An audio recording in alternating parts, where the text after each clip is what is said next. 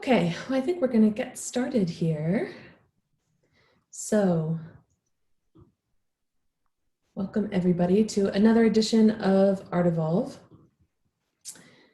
You're stuck with me again this week, but joining us, I have Emma Law, who is ArtEvolve's communication manager.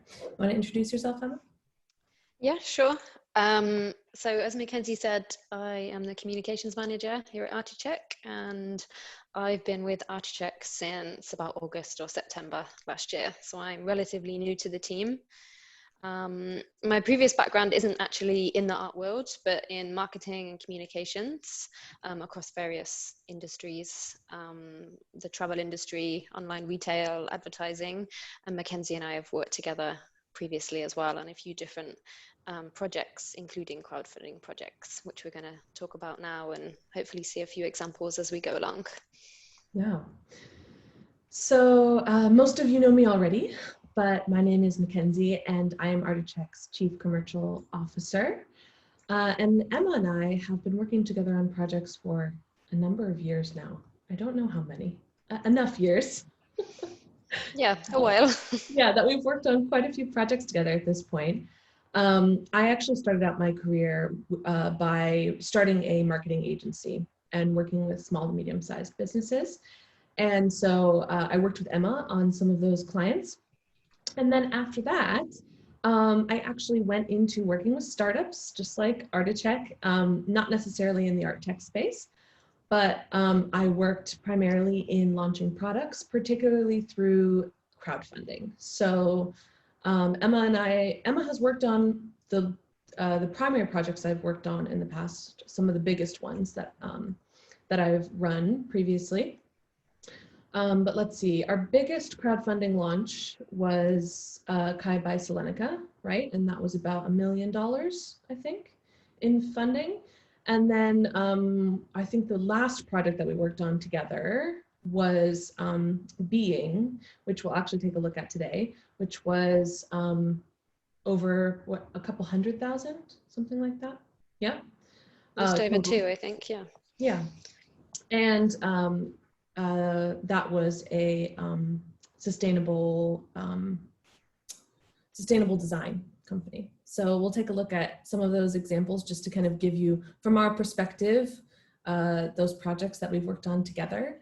But yeah, so we worked on some big launches, and then of course we now work in the art world, and I have an art world background as well as a marketing background.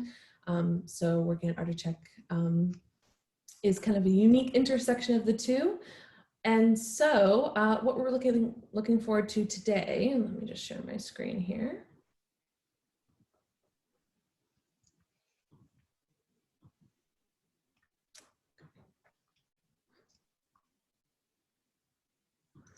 All right, can you see that? Awesome. Looks good to me. Okay, so what we're going to be taking a look at today is the art of crowdfunding, of course. And we're going to go through some of the basics of crowdfunding. I'll go through kind of our agenda in a moment, but I just want to remind everybody, we love to have interactive conversations during these events. So Emma, if you'll help me keep an eye on the chat as well. If you have anything that you'd like to ask as we go along, feel free. If you have a general question that you would like to ask that you want us to answer at the end, something about your project that you're working on or something that maybe we didn't cover, then if you go to the toolbar of Zoom, there's a section that's called Q&A. And if you click on that, you're actually going to be able to pop in there and add a question that we can answer at the end without it getting lost in the chat.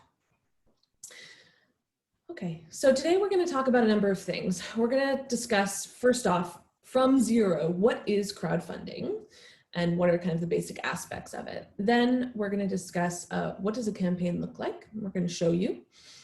We're also going to talk about how to create a campaign and where do you create a campaign and how to run a campaign in basic terms, of course. And then we'll go into our Q&A. So first off, what is crowdfunding?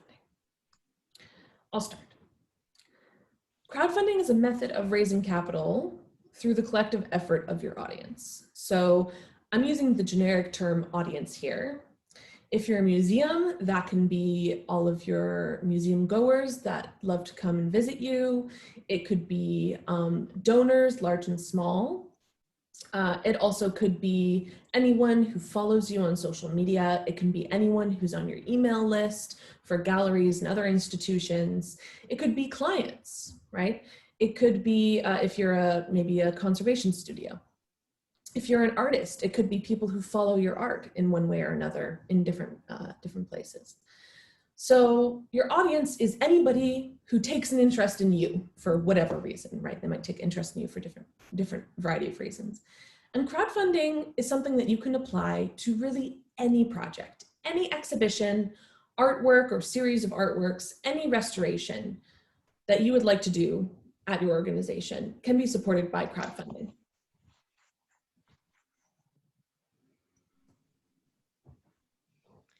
So I'll talk a little bit about the terms, just because if you're not familiar with crowdfunding, it's quite useful just to get an overview of how we're going to talk about it. So a campaign is a single crowdfunding initiative. So your project, the thing that you want people to support. So campaign and project are interchangeable. And the people that support your campaign are your backers. So the audience that Mackenzie mentioned, we refer to them as backers. And their support comes in the form of contributions. So the amount of money they give to your campaign or your project. Yeah.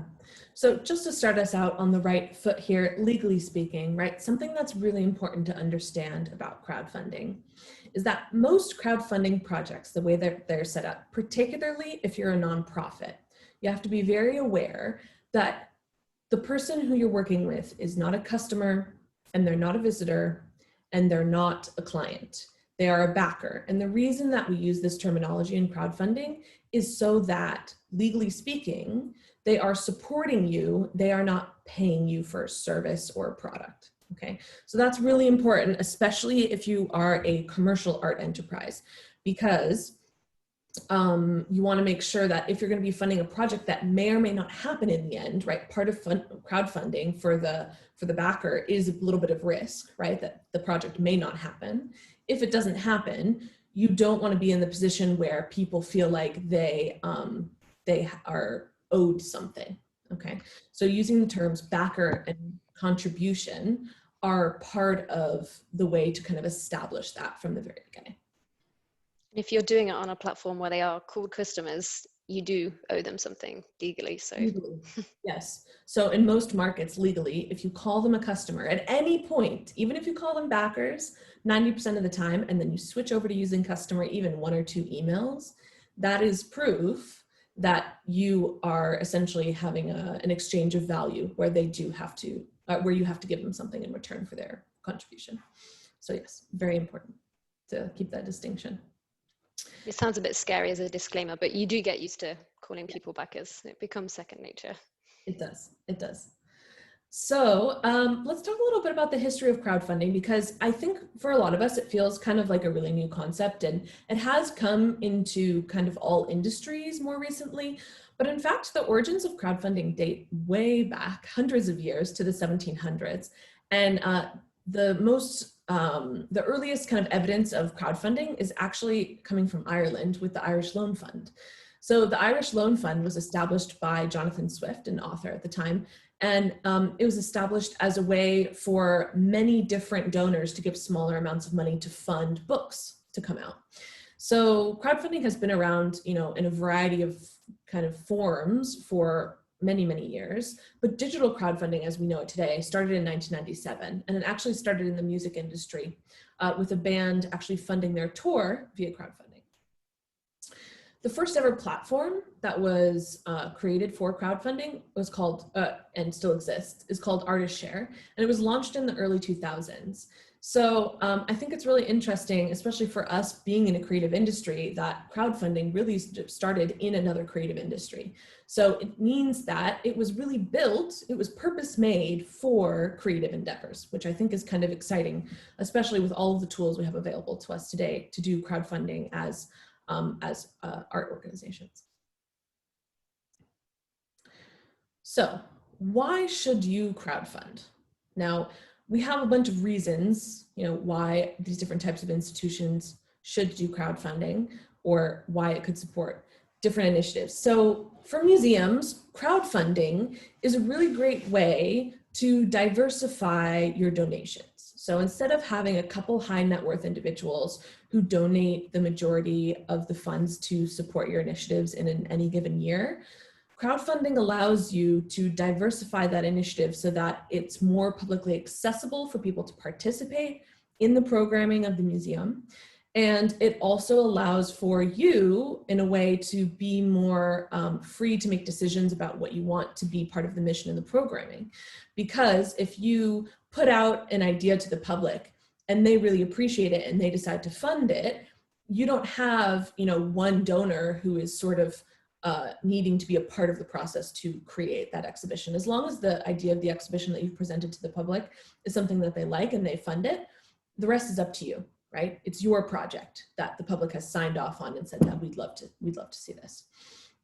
So for museums, crowdfunding can be a great boon. It can also be a way to restore works that maybe you don't have the funds to do so, particularly works that maybe are very popular, but don't have the large donor backing that they need to receive restoration or conservation.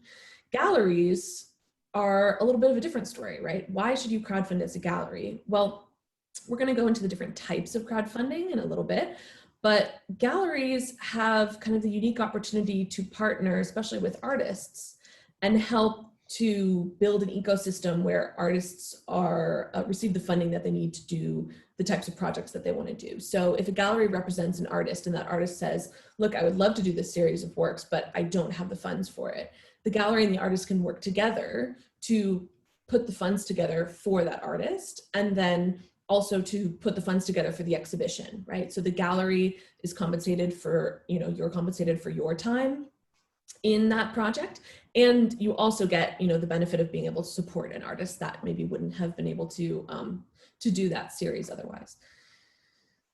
We also have conservators. Now, this may sound a little, why would individual conservators or conservator studios want to crowdfund? Well, there's a couple reasons, right?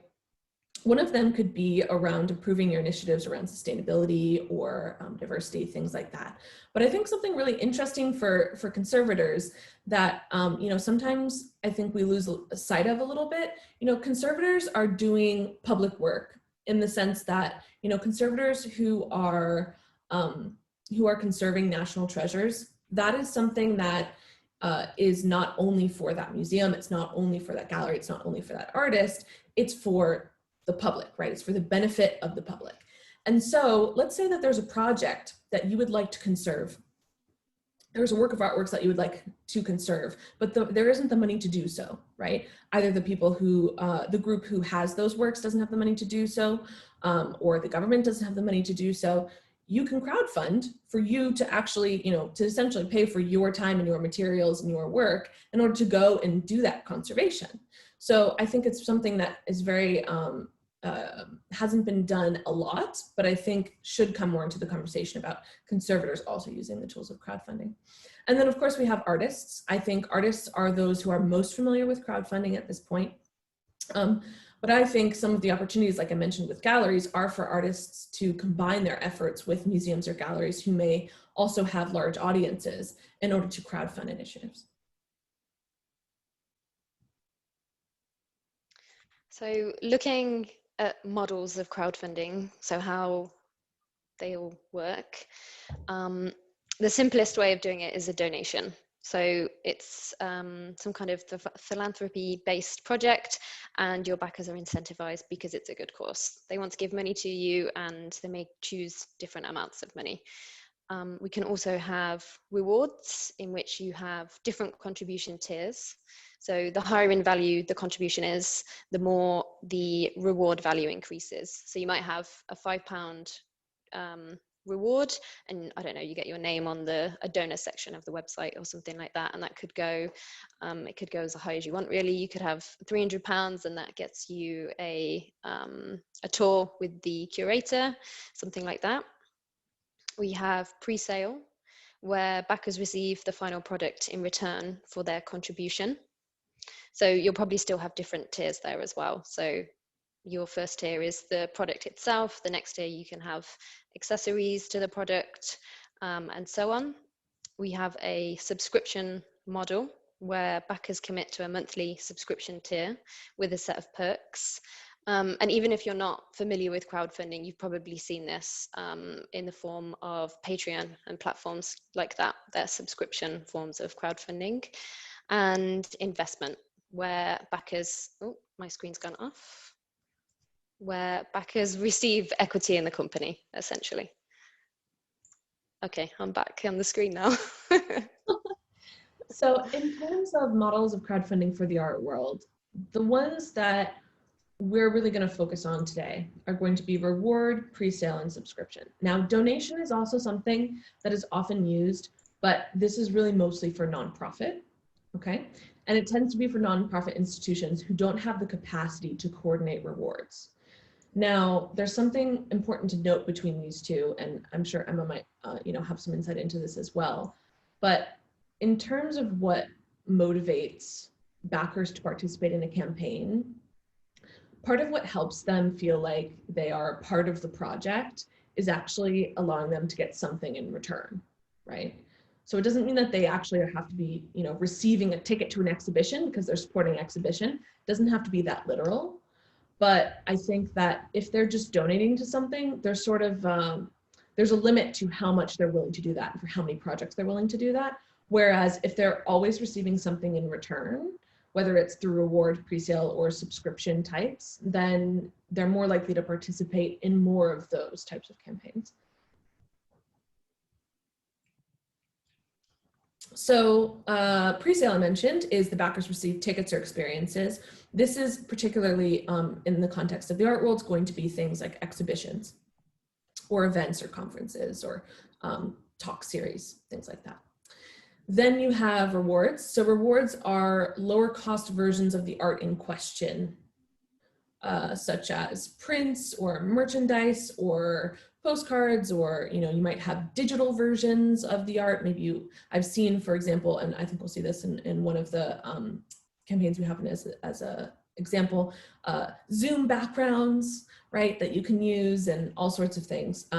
Or they can be experiences relating to the project. So let's say there's a restoration that's going to be done in an artwork. Some of the lower tiers could be prints of that artwork, and then some of the higher tiers could be the ability to go see the artwork in private, once it's been restored. Then we have subscription, which is feels similar to reward, but rather than being a one-off campaign, it's a regular monthly income. And this is something that I think, and we'll see some examples of this that are very interesting, particularly for galleries or museums that have a specific focus. So we'll look at this later, but essentially what that means is, if you have a museum that's very niche, or you have a gallery that is more niche, then you might not have the audience physically around your museum or gallery to support it in the long run. But you may have that audience worldwide. So we'll look at that. Okay. And then the applications, as we talked about, just to reiterate, what can you use crowdfunding for? You can use it for exhibitions. You can use it for artworks or series of artworks. You can use it for conservation, whether that's conservation of artworks, or maybe it's conservation of your historic building, right? If you are in a historic building, or you're working with a cultural heritage organization and its restoration of physical spaces, churches, anything, right? We then have events. So any sort of event, I think particularly educational events are a really great opportunity for crowdfunding. If you want to do a talk series with different artists, things like that, and you want to make sure that people are compensated for that talk series, then you can do a crowdfunding event for it with pre-sales of tickets. You also can do philanthropy projects like I discussed previously with conservators, but any institution in the art world can do a philanthropy project that is funded by crowdfunding. And then also just organization infrastructure, right? So we'll show you a couple examples of organizations that have been affected by COVID-19 who have done crowdfunding campaigns that have allowed them to survive. So what does a crowdfunding campaign look like? So putting together the structure of your campaign, it has a few different parts to it. And one of the biggest tools that you can use to your advantage on your campaign page, on your web page, is the project video. So that's normally 2, 3, 4, 5-minute video, which shares your mission and the benefits of your project. So that's a really good way to introduce yourself to your audience and really kind of capture their attention, because it's going to be the first thing they see in most cases. As well, there's all the information that you need on the web page itself. So you need to be clear as to what your project is and why people should support you. And you do need to decide what your rewards or your pre-sale tiers are too. So kind of the things that Mackenzie just ran through, the different levels of donation, whether you've got rewards in person, something you're going to send physically, events can be in person and virtual. There can be lots of different things that you can do. So it's a good idea to have a think about what you can offer and also what you think your audience would like to see, and how you will keep everyone up to date, which is normally like an update section or a blog section. And it's a good idea to keep everyone in touch with what's happening even after the fundraising ends, because and then there can be a place for you to contact your backers. So if they have questions or concerns that need addressing, I mean, that'll be things that maybe are perhaps standing in the way of them donating to your campaign. The quicker then that you can resolve those things, the more likely it is that they are going to back your campaign, really. And once you've got all the different elements of the campaign, like I said, they go together in one place. I know we're going to talk about which different platforms you can use, and Mackenzie, I think, will show us a campaign so we can see what the structure looks like when everything comes together. Yeah, so let's take a look here. Oh wow, it was almost 3,000 euro, yeah, or 300,000 euro. So this is a campaign that Emma and I worked on. It's the last one that we ran together, I think. Yeah. This is So it was about 2 years ago now, which feels like a millennia ago, I'm sure, as most people agree. So this particular campaign, you can say, was run on Indiegogo, which is one of the top 2 crowdfunding platforms worldwide. And this is one that you'll see more in markets outside of the US as well. Kickstarter is the largest in the US. So here you can see that the crowdfunding video goes at the very top. And this is really important because it doesn't go only on this page, but it also gets sent out in all sorts of marketing materials. It kind of is, you know, it's what speaks for your campaign everywhere, wherever you send information. And a lot of people will, you know, watch the video and then just skim the information down here, and then they'll purchase. So the video is very important. You then also have, as we scroll down, I won't show you the whole page, but you can see that this is all the information about this. So this is a physical product. And you can see it's actually in an urban beehive, which is, just to give you a little bit of context, you can see this little child putting their finger on it, which looks dangerous. Hey, look how safe it is. It is a beehive that doesn't require beekeeping equipment, which I think we had quite a fun time with. It was the first ever that was developed, right? So it's quite interesting. So you can see here that this is all the information, and this is the same whatever campaign you're going to be running. You're going to give information about, you know, the event that you're holding, or about the work that you want to conserve and why. The whole point of the page is really to give that story, right? To really make people feel connected and identify with whatever project it is that you're working on and want to back it. So in this case, you can see that this is actually a pre-sale campaign, because the only types of actually, it's a pre-sale and rewards blend. So you can see up here at the top, they have pre-sales of the bee box. And then down here, it's pre-sale of the bee box plus bees and training included. So the bees and the training are like the additional items that are not actually the product of the company, but they've added on as reward perk. Let's see. You can also see that there is an update section, of which they have 15. Okay. So these are all of the different updates that the organization has given about how things are going. And you can do the same thing when you're setting up an exhibition. So, you're setting up an exhibition and you can take pictures of the works going up on the walls and send that out. And, you can send pictures of the restoration in progress if that's what you're going to be funding.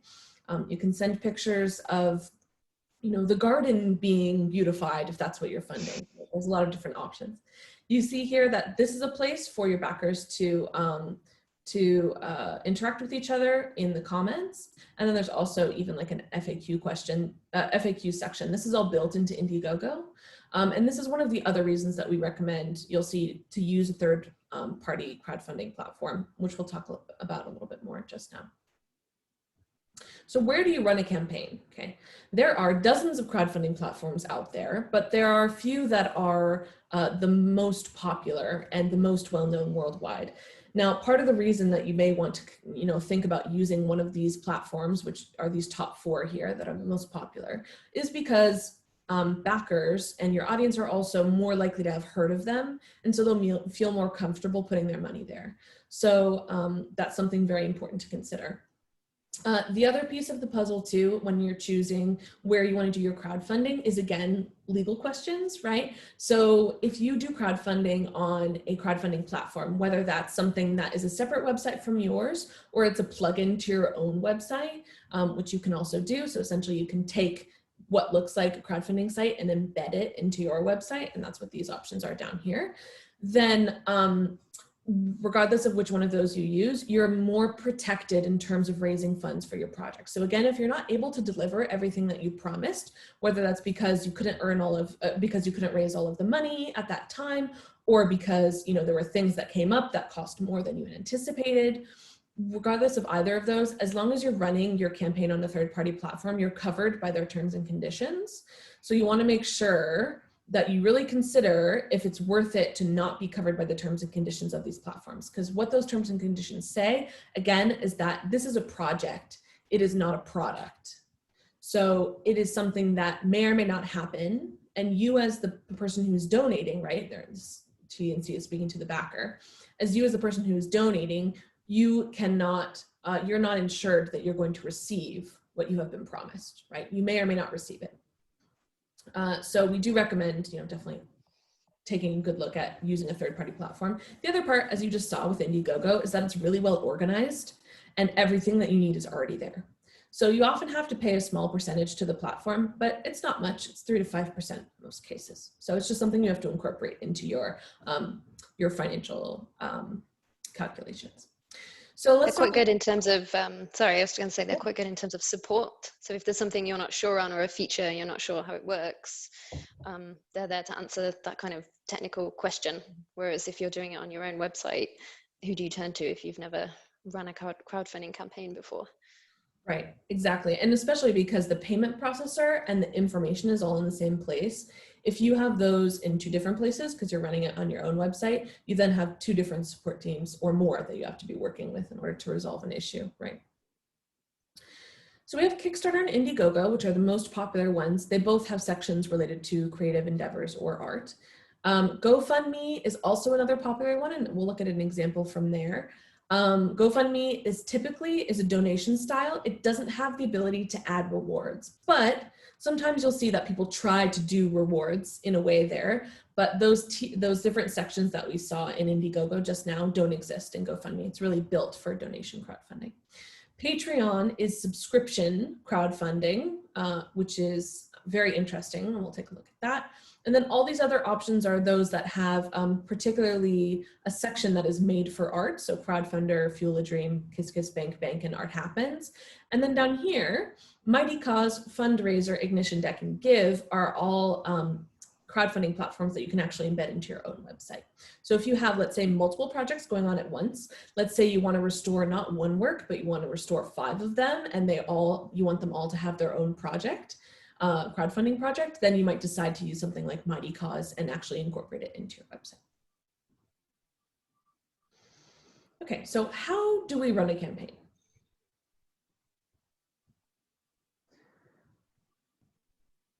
This is how. ArtEvolve done. No. Just kidding. So let's look at this a little bit. We've written this out in as simple terms as possible. There are a lot of sub-elements to all of these things, but this gives you a good overview of kind of the timeline you need. The first thing you need to know is that you don't want to start any closer to your launch date than 3 months before. You need to give yourself at least 3 months lead time. Now that sounds like a lot, but I promise it won't feel like much once you start working on it. You need to make sure that you have enough time to do, everything that's required for the campaign itself, as well as preparing your audience and your kind of all the backstage things. So 3 months before, you want to choose your campaign model. So which one are you going to use? Are you going to do reward, subscription, donation, a mixture? Okay. Then decide on your campaign focus and goals. This is really important, and we'll show you kind of a cautionary tale in a moment. But if your campaign is not focused enough, if it's just generally support the museum, right? The reason that backers decide to back projects, even with the risk that they might not be completed, is because they feel a sense of inspiration from the project and they feel a sense of community. So you need to create that by having a really cohesive story. And if you're trying to, fix 15 things with one project, or you're trying to support 15 initiatives with one crowdfunding project, the focus isn't there. And it's very hard for the backers to, quickly and easily understand your mission and get on board with it. You also want to think about your goals. So your goals include both your public and your private goals. Emma, do you want to talk about what the difference is between those a little bit? Do you mean in terms of what you're declaring your... Yeah, so how much you'd like to raise, I guess, for your project? Yeah, so I mean, how I would start is if you know how much money you would like to raise, and you know what your rewards are going to be. I would then think about how you want to price them in terms of, think about how many people you require to back each perk and at what price. So for example, just to be really basic with it, if you need to raise £100 and you have different varieties of perk, maybe you'll have one large perk and you think you're only going to sell one of them, but 2 people might back £20 and then 10 people might back you for £1 each. So I'd sit down and think about what you can offer people, what you think they're likely to give you in exchange for that reward, and just make sure that in terms of the audience you have, that it's a realistic goal, really. And once you've set what you want your internal goal to be, and then kind of go about building your rewards and your perks. There's also a thing that you can do that is, your public goal and your private goal might not necessarily be the same thing. So you can, if you've set your goal for £10,000 internally, you might want to set your public goal a little bit lower than that, so that you can more likely hit it and celebrate it in a public way. So once you hit £9,000, you can celebrate, and it gives you a push at the end of your campaign for more people to donate to you and to inspire them. And look what everyone else is doing. You've got social proof to show that people want to donate to your campaign, but all the while internally, that you've been using that as a way to get to your actual private goal. Right. So this is something that is kind of a bit of a... It's a bit of a trick. It's a well-known secret in crowdfunding circles that the public goal that you put there, so you can see, let's see if I can open up this one again.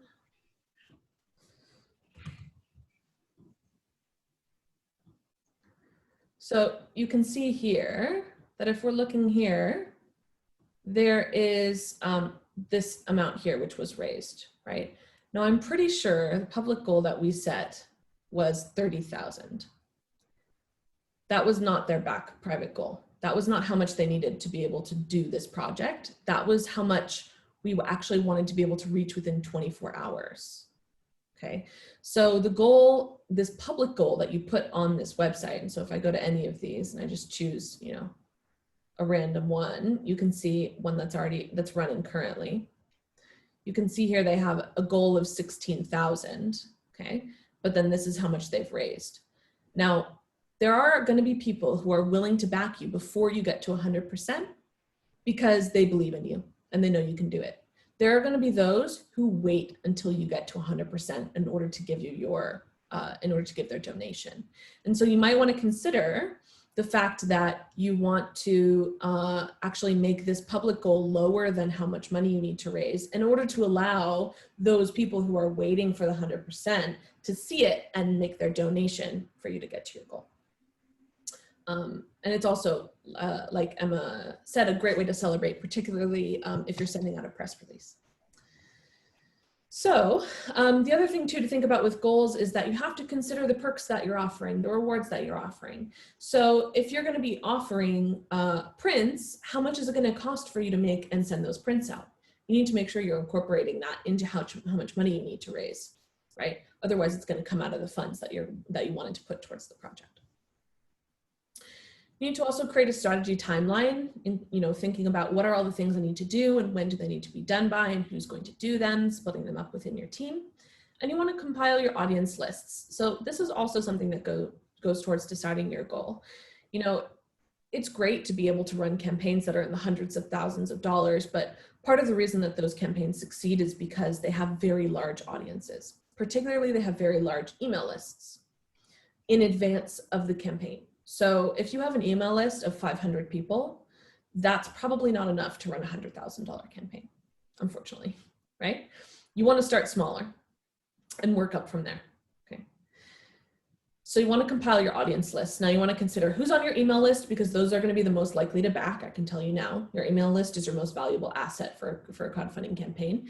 You're also going to want to look at who follows you on social media and what other places can you potentially pull audience that aren't on an email list or social media. Like, do you have visitors to your museum that you can contact in some way or you can reach in some way? Do you have visitors to your gallery that you can reach in some way? Do you have, you know, even those who visit your website, can you capture their email for the crowdfunding campaign in advance? And so this is why you start 3 months before, so that if you decide that you need to build your audience a little bit or find a way to contact them before the campaign, then you have the time to set that up. And you may decide that you want to give yourself even more lead time if your audience list isn't where you want it to be. You know, you may want 4 months of time in order to really prepare yourself for your crowdfunding campaign and gain all of those ways to contact your audience.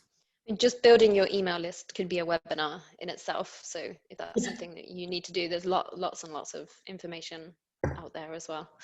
Speaking of, we probably should do an ArtEvolve on building your email list.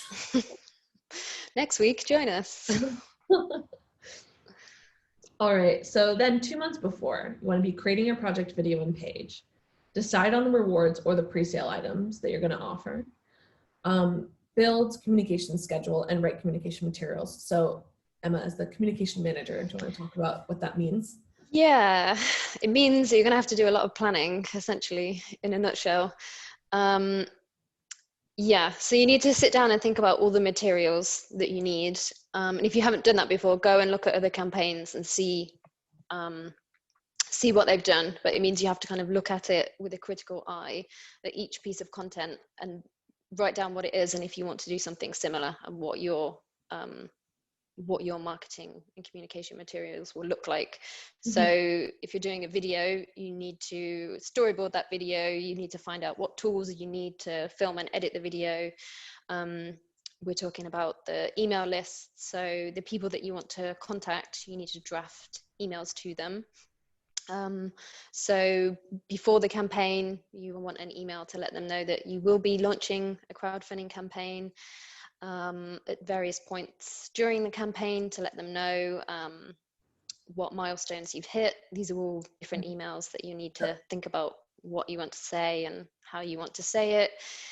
You could also think about if there's certain groups within your email list or within your audience that you might want to contact in a different way. So aside from the mass emails, I don't know if you're a gallery and you've got a section of people that you know have bought works by a particular artist, and your crowdfunding campaign revolves around that particular artist, you might want to reach out to them personally. Yeah, there's a lot of things you can do. Do you, So just to give them idea of, how many emails you need to kind of have ready for the crowdfunding campaign. Is it just one on the launch? Oh no, I would do, you need at least one letting them know that you're going to be launching, what's going to happen soon and what to look out for. You need to do, let's think, well, the day of the launch, you need to let them know that, hey, the website's ready, go and look at it, we need your support. During the campaign, I would do milestones such as the end of day one, for example. If you hit a milestone there, that would be great to let them know about. I mean, even if you haven't hit something exactly as you wanted to, it's still good to let them know what successes you've had. So, oh, we're 50% funded after only 24 hours. It helps to look at the positive side of things. And then when you do hit that 100% mark, you can get in touch with them again. You can let them know if you're extending your campaign because it's been so successful. Campaigns typically last for 30 days, right? So yeah, and then before the end of the campaign, you would want to give them a little nudge as well, so a push to say, hey, there's only 1 week left, we need your support, or there's only 3 of this particular reward available, so get in there fast before it disappears forever, something like that. Particularly if you've got things that you've created just for this project. So yeah, like I mentioned, something like a particular limited edition print or an event that is only going to happen if you hit a certain target. These are all things that you can let them know in your emails. Yeah. And I mean, we're looking at, 5 to 10 plus emails, right? So that's something you definitely want to plan in advance and not kind of do as you go. Then about a month before, you're going to want to make sure you have your project and video page finalized. You need to upload it to the crowdfunding platform in advance of the launch. Often crowdfunding platforms need to approve the campaign before it can run, and you also need to get your payment processor set up, which can take at least a week. Then you want to finalize your rewards fulfillment. So that means, if you're going to be sending out mugs, then you need to know how are they going to be printed and how are they going to be sent and how do we make sure that people receive them. There are even softwares to help with fulfillment of crowdfunding rewards if that's something that's going to be a really big component of your campaign. So I recommend to check those out. One of the biggest ones that we used in the past is, Emma? Sorry, say that again? The biggest rewards fulfillment platform, the one that we've used in the past. Oh, BackerKit. BackerKit, yeah. You've used it more than I have. I've wiped it from my memory. Sorry, I've been in the back end too much. Yeah, and on the biggest campaign that we worked on, we actually raised more funds through BackerKit, which was very interesting. So, something to consider.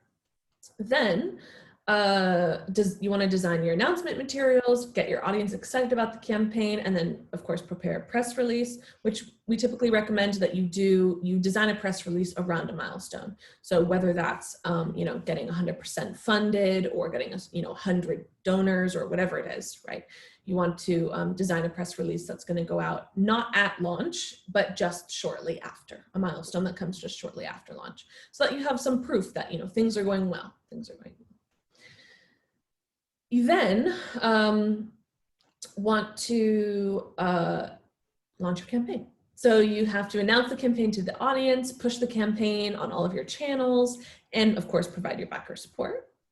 And then post-launch, you have to deliver those rewards, provide those regular project updates, and again, provide backer support. So Emma, what do you look at when you're thinking about providing backer support? A lot of it, I think, is things that, if you're contacting a company or an organization, things that happen and you don't realize are happening a lot of the time. So I would have some FAQs ready to go in advance of your campaign. So anticipate what people are going to ask you. and compile some easily adaptable template responses. So you definitely want to personalize them to people that are contacting you, but it helps you deal with inquiries quickly, because again, people that on your email list, they're on that list because they want to support you. And if they're contacting you because of a crowdfunding campaign, they probably really want to support you, but there's some kind of barrier standing in their way. So the quicker you can answer that question, the better. Yeah. And you can also look out for this kind of thing on social media as well. So just be aware that you need to monitor different channels, because not everyone comes in with an email. Mm-hmm. Yeah, I think Instagram messages, we got quite a few of those over time. Yeah. So let's take a look at some examples, and then we'll roll into any questions that anybody has about this. So the first one is MOMI, which is the Museum of the Moving Image. They did a crowdfunding campaign just recently in the last year, and their purpose was to help them reopen. So this is interesting because they did very well. They overshot their public goal by about $15,000, and their purpose with this was to kind of make the adjustments needed that would allow them to open safely with COVID in mind and provide more virtual programming around COVID. So although this encompassed a lot of different activities that had to be done at the museum, they made it seem like one cohesive project, right? And that was very important for the crowdfunding campaign. And you can see here some of the interesting different types of perks that they gave. The Zoom backgrounds, like I'd mentioned before, Twitch emotes, Twitch emojis, which is like a streaming platform, a digital image of a work. They also have apparently a bread baking demonstration, which is kind of cool. Digital copy of publication. And then as you go up, you can see the higher the donation, the more that you're able to give. So you can see, for example, you have a ticket to the gala at a certain level of donation. You get to be able to name a seat after yourself in the theater if you donate even more than that.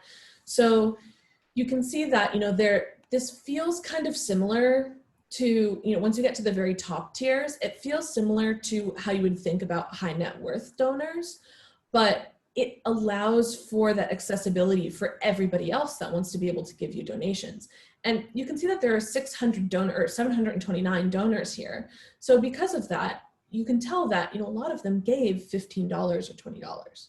A lot of them gave a smaller amount in order to be able to donate. You can see the numbers here, 22, 40, 49 here, 68 gave 30. Okay, so that's an enormous amount of people. And if I do the math, can't do it in my head. So if we look at that, just this tier is $2,000. Okay, so it adds up quickly. If people are able to feel like that they can participate, they can just give $30 and they can participate in helping the museum reopen. So let's take a look at this one. This is the pinball machine, or the Pinball Hall of Fame in Las Vegas. This was very interesting because at the time that this was published, they were in a warehouse and they were open to the public, but they weren't quite technically a museum yet. They were just sort of like an exhibition space, and they were moving into a museum space on the Las Vegas Strip. And they weren't able to because of COVID reasons. And so this campaign was entirely donation. There was no rewards, no pre-sale. And they raised almost, and they're actually still going, but raised almost $200,000, which is incredible. Now, why is this? Why was this so successful? A big reason for it is because it's niche, right? They knew that pinball machines, in their local area, there's only going to be so many people who are crazy for pinball. But worldwide, there are going to be a lot of people who really care about the idea of a pinball museum existing. And so they banked on that. Also the fact that they had, a group, a kind of a solid following from the beginning that allowed them to kind of say, hey, everyone, you also need to share this with everybody else. Share this with your other friends who like pinball. Share this in your social media so that other people who like pinball can see this. And so because of that, their audience became also advocates for the campaign on behalf of the Pinball Hall of Fame. And this is a great success story also because all of the people who actually work at the Pinball Hall of Fame are volunteers. They're all retired. So it's wonderful that they are able to do this. I think this just goes to show that if you've got a passionate audience, they can really drive the campaign completely. Right. Pinball is not the kind of hobby you're half in, half out. If you're interested, I think you're really into it. Exactly. And so if you can identify that, even if, your museum has a lot of different aspects of it, but you have a couple niches kind of covered, maybe you want to focus a project that's on one of those niches so you can really, utilize that audience that's really passionate about that particular topic. Okay, let's take a look at this one quickly, which is the Tank Museum. Now, the reason that I really appreciate this is actually a Patreon. So this is a monthly subscription, okay?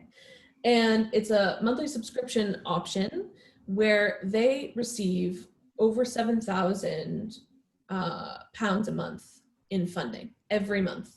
It's month after month, month over month income with 1,000 supporters.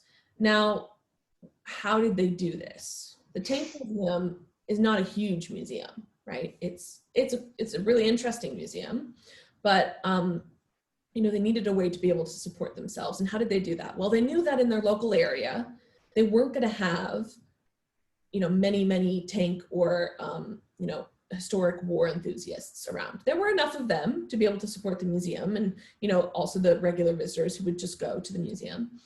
But there weren't enough to create, micro donations in the local area. So what did they do? They looked worldwide and they actually created, for each of their tiers, they created rewards or perks that were accessible from anywhere in the world. So they actually kind of brought some of their museum exhibition content online, which is really great. And it was a great way to increase accessibility of their museum content and to allow people from anywhere in the world who are passionate about tanks to be able to participate. So you can see, they get access to these videos that the museum creates that are actually created by their curator. They also get copies of the magazine mailed to them, or they get a t-shirt mailed to them, depending on the level. So there's a lot of ways that, people may be really interested in a particular topic. They may not live nearby, and so they may not even know that the museum exists until the museum does something like this that makes them accessible from anywhere in the world. This one really does feel like a club that you're joining, and you get to be part of a special group of people. Like, I'm not into tanks, but the copy on the page is so good. The way that they've written it to their audience, like, I'm interested, maybe I'll join up. Yeah, exactly. So we also have, you can see here another Patreon, which is for the Postmasters Gallery.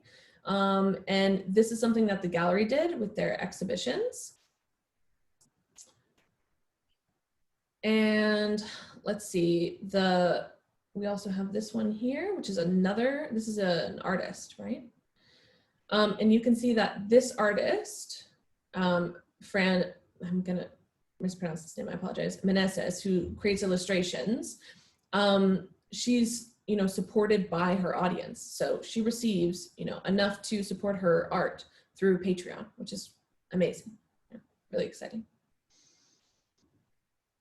Okay, quick cautionary tale and then we'll take questions. So this is a GoFundMe that was run by the Casa Grande Art Museum a couple years ago at this point. And it didn't go great. They raised a little bit of money, but not nearly as much as they needed. Now, based on our outside opinions, our outside expert opinions, this is why. They decided that they needed to raise funds for several projects at the Casa Art Museum. Immediately, to me, that's a red flashing light, because a big important part of a project is telling a story. So if you're just talking about several projects, immediately it feels disconnected, right? There's nothing to be passionate about several projects. It sounds like a lot of museums that I know, so why is this one special? Yeah, why is this one special? Exactly. And then as you go down, the other thing that they've done, which I really recommend, to avoid, is that they just listed out everything they needed to do in sort of an invoice method. We need new trees and fresh gravel and a backyard patio, right? By doing this, they're not storytelling and they're not inspiring their audience to want to be a part of this, right?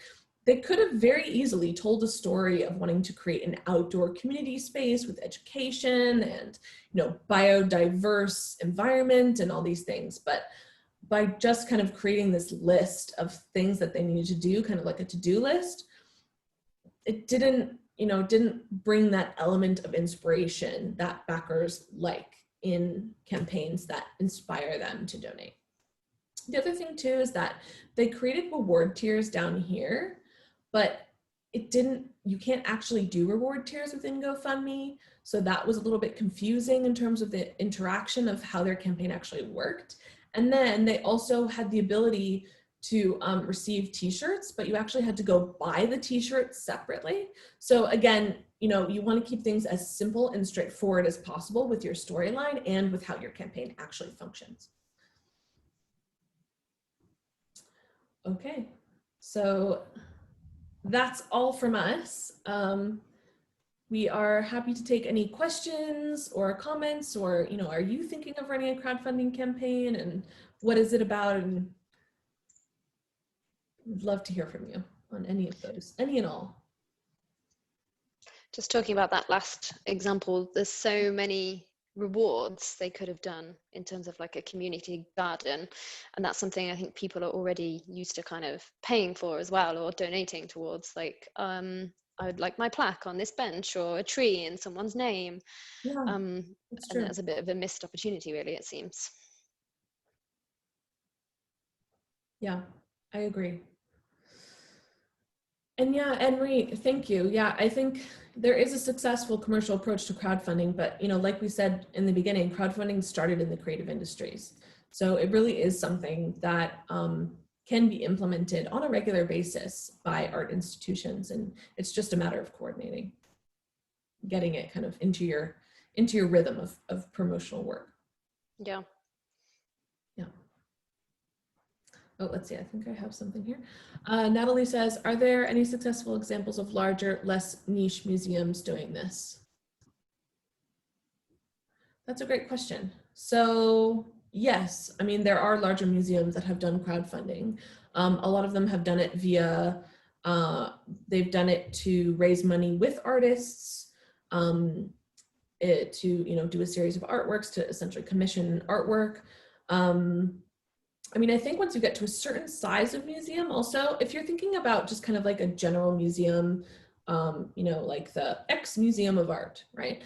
Then in that case, then I'm sure there are lots of examples. I don't have any off the top of my head. I think once museums get to a certain size, they don't tend to look to crowdfunding because they already sort of have the support they need. But if you're thinking of more medium-sized museums that have more of a generalized collection, then there are many ways that you can do that, right? So just like with the Casa Grande Museum, if you want to beautify and create like a, you know, an outdoor public education space, then you focus on that, and that's the part of your audience that's going to be interested, is those who are interested in the gardens and participating in education in the gardens, right?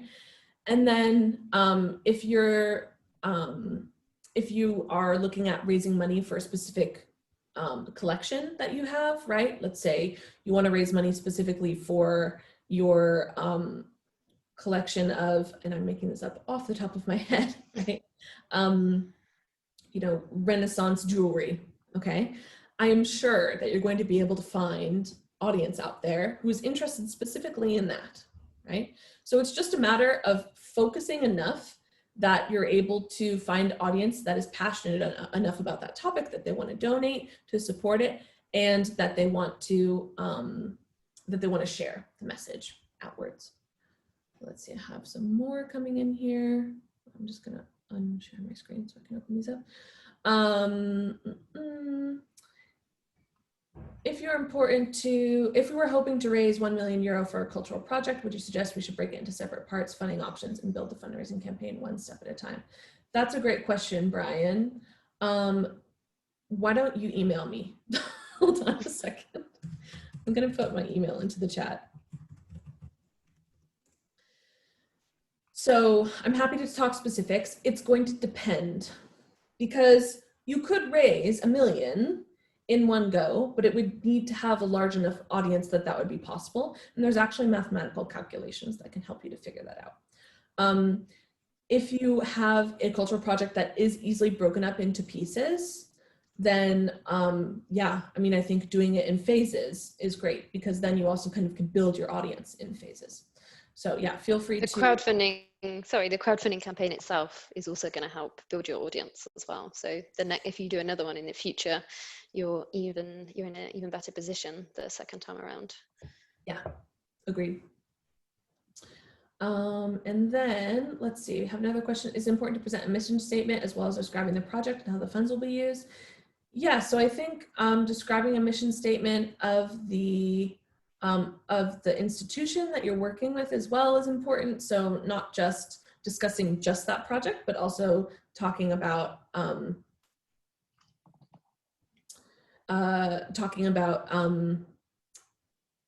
sorry, my train of thought petered off, but also talking about the mission of the organization, I think helps to build that story around, you know, why it's so important to support.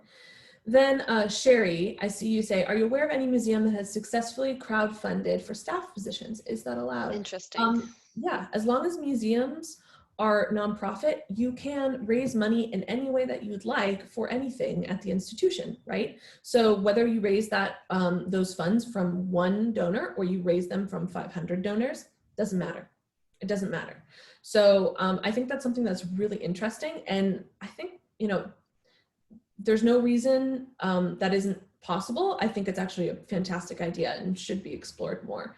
Sort of having these, you know, positions that you may not be able to fund as a museum, but to have, you know, your organization, or not your organization, but have your audience support them, you know, is a very interesting concept. Mm-hmm. I'd also add to that so it used to be that you couldn't raise money for business costs, so if you're not a nonprofit, if you're commercial. But I saw recently on Kickstarter, they have a new initiative, I think it's called Lights Out, and they introduced that after the pandemic to help sustain creative businesses because of the closures that we've all seen. So if you are a commercial, and I think check the T's and C's, because it's important that you get every detail. But so before you couldn't put any of the money towards business costs, but now you could use that towards paying staff or your rent bills or materials or other business expenses, if you're a commercial business. Yeah, you don't even have to be nonprofit. You can be for-profit and do that.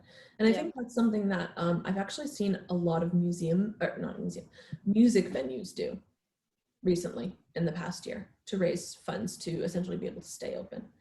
So same concept can apply to art institutions. Okay, well, thank you everyone for joining us today. And if you have any additional questions or you have like a specific case, I'm happy to, you know, if I can answer you. We don't have too many people here, so feel free to email me, and I can, you know, give you a little bit more info or point you towards a couple of resources. You know, important to support art innovation everywhere and anywhere. And of course, tomorrow we will send out the recording with the link to the presentation and the highlights. Yep. Thank you, everyone. Thank you. Bye, everybody.